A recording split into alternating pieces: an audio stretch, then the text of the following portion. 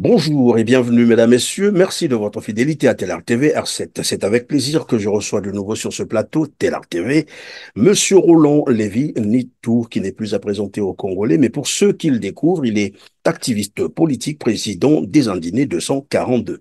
L'interview portera sur les crimes de sang, crimes de guerre, crimes contre l'humanité de Denis Sassou Nguesso et sa bande. Nous parlerons également du plan Mouébara, de l'incident protocolaire d'Abu Dhabi, si le temps nous le permet. Nous pourrions également évoquer les crimes financiers et économiques, notamment la spoliation du pétrole congolais et bien d'autres ressources économiques du Congo par les membres du clan Sassou Nguesso. Bonjour Roland Lévy Nitou. Bonjour, Monsieur Puisson-Perrin. Bonjour. Merci Roland Lévy, c'est plus qu'un plaisir de vous avoir sur le plateau de Telar TV R7 et merci de votre disponibilité pour cette interview. Crime de sang, disais-je d'entrée de jeu, crime de guerre, crime contre l'humanité au Congo-Brazzaville. Nous allons commencer par l'expédition militaire punitive lancée dans le département du Poul entre 2016 et 2018.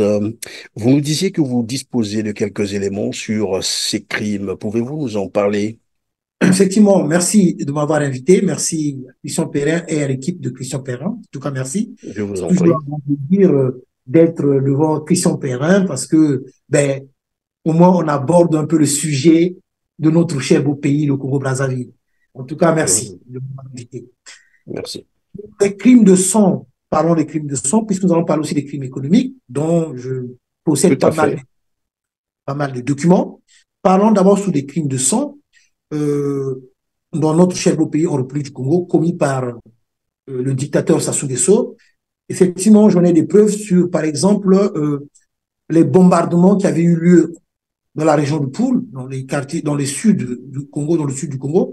Donc, je n'ai des documents et ce sont des éléments publiés par des Américains, des photos prises par voie satellitaire et ça avait été rendu public et ces documents dont je garde précieusement. Et en plus de ça, donc les villages qui avaient été bombardés, ces villages aussi sont bien mentionnés dans les documents. Et de là, j'ai des photos des victimes. Quelques photos des victimes, parce qu'il y en avait plusieurs, mais bon, j'ai quelques photos de ceux qui avaient trouvé la mort pendant les bombardements de la région de Poul par M. Denis Sassou Nguesso. Donc, là, par exemple, le document est bel et bien là, le document américain, où les villages Mayama, par exemple, c'est bien mentionné. Les dates, premier bombardement à Mayama, c'était le 30 janvier 2017. Et après, deuxième bombardement, le 17 avril, le 12 avril 2017. Du Oui, mais côté, pardon, Roland Lévy Nitou. Est-ce que sur ces cartes, il est possible d'identifier et de savoir réellement les zones qui ont été bombardées avec, bien sûr, l'impact que cela a eu? exactement. Donc, si je peux bien me rapprocher un peu devant l'écran Oui, plat. d'accord, merci. Donc, c'était bien marqué les zones bombardées.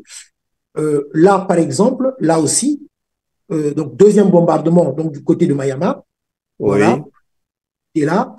Et là, je vais prendre maintenant Kindambangwedi. Kindambangwedi, premier bombardement le 29 avril 2017. Deuxième bombardement le 28 juillet 2017. Donc là, sur Kindambangwedi, voilà, les zones qui ont été bombardées, qui avaient été bombardées, là. Deuxième bombardement vers oui, je Kindambangwedi. vois. Et là, l'autre village qui avait été bombardé, village Malengo. Malengo, premier bombardement du village Malengo, c'était le 28 octobre 2016. Deuxième bombardement le 14 novembre 2016. Et là, les photos sont là. Vous voyez donc les images, voilà, en témoignent d'elles-mêmes. Regardez bien.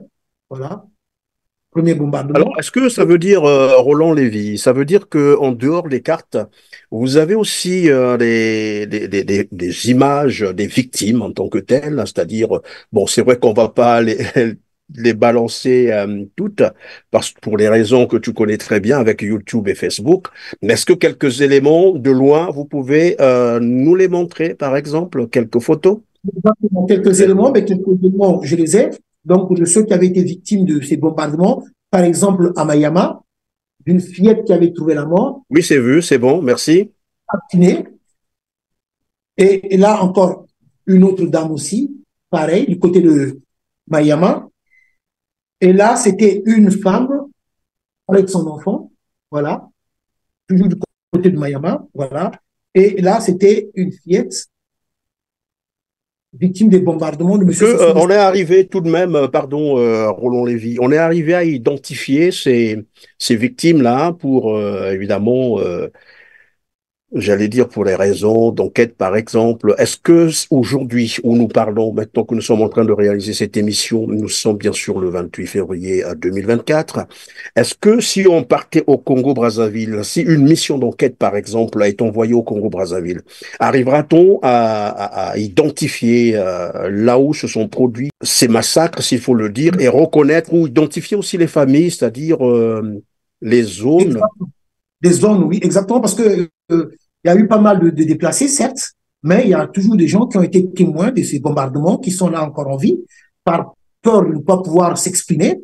Nous connaissons bien le régime de M. Sassou Nguesso, la nature du régime de M. Sassou Nguesso. Donc, pour l'instant, il y a bon nombre de gens qui sont dans le silence, mais qui ont été témoins, qui ont vécu dans ces villages-là, qui connaissent aussi ces familles-là. Donc, pour l'instant, vu qu'au Congo-Brazzaville, c'est la répression à tout niveau. Donc, ces personnes-là, pour l'instant, vous avez opté pour le silence. Mais nous avons encore des témoins qui ont des preuves, qui gardent encore des preuves sur ces massacres, sur des crimes commis par M. Sassou Nguesso dans le sud, et plus précisément dans la région du Poul. Voilà, il y a encore des témoins. Comment toi tu comprends ça? Quelle analyse fais-tu finalement de ce blackout médiatique ou simplement des crimes qui passent à huis clos comme ça, que le monde finalement n'apprend rien de ce qui se passe au Congo-Brazzaville, alors que on voit bien ce qui se passe en Ukraine, à Gaza, tout le monde en parle, mais lorsque ça se passe au Congo-Brazzaville, ben, il n'y a aucune information. Donc les mêmes chaînes, par exemple, françaises, qui peuvent arriver, j'ai vu des reportages comme ça sur le terrain en Ukraine, j'ai vu des reportages sur le terrain à Gaza. Mais pourquoi est-ce que lorsque ça se passe au Congo, finalement, personne n'est Pourquoi au ceci? courant, aucun média ne s'y intéresse? Bonne question, Monsieur Christian Perrin, une très bonne question, parce que cela me rappelle les propos tenus par Monsieur. Alio Marie? Ah oui, voilà. Donc, c'était à Bruxelles, en fait. Parce que M. Aliou-Marie avait organisé une réunion à Bruxelles pour parler sur la situation du Congo-Brazzaville. Une première, comme lui l'avait dit lui-même. J'étais invité, j'étais à la tribune, j'avais pris aussi la parole. Bon nombre de mes compatriotes aussi qui étaient là, ce jour-là, qui avaient pris la parole. Et il avait dit effectivement pourquoi ce silence sur la situation du Congo-Brazzaville. Pourquoi ce silence qu'on ne parle jamais sur la situation du Congo-Brazzaville et pourtant ce qui se passe en République du Congo est si grave, est si grave. Mais moi, j'avais compris depuis fort longtemps que sur l'histoire de notre cher beau pays, bon nombre de journalistes ou hommes politiques vont s'attabler avec M. Sassou Nguesso. Bon nombre de ces hommes politiques ou de ces journalistes prennent des enveloppes. C'est pour ça que ce silence, ce que nous voyons, qu'on n'en parle pratiquement pas, et pourtant, nous avons des preuves qui accusent M. Sassou, et il y a tellement de crimes odieux et horribles dans notre cher beau pays. Nous allons arriver, par exemple, sur les 570 corps qu'on avait enterrés à Maïtoukou, et pourtant, ça devait faire un scandale, on devait en parler. Mais bon, on y arrivera. Mais je vais revenir en Évidemment, arrière. avant qu'on y arrive, tout à l'heure, vous parlez donc des crimes qui sont occultés, déjà qui passent sous les radars. Hein, personne ne sait ce qui se passe au Congo-Brazzaville et on a bien l'impression qu'il y a une certaine complicité plus haut. Alors, dans le même sens, moi, je voudrais peut-être qu'on suive un reportage.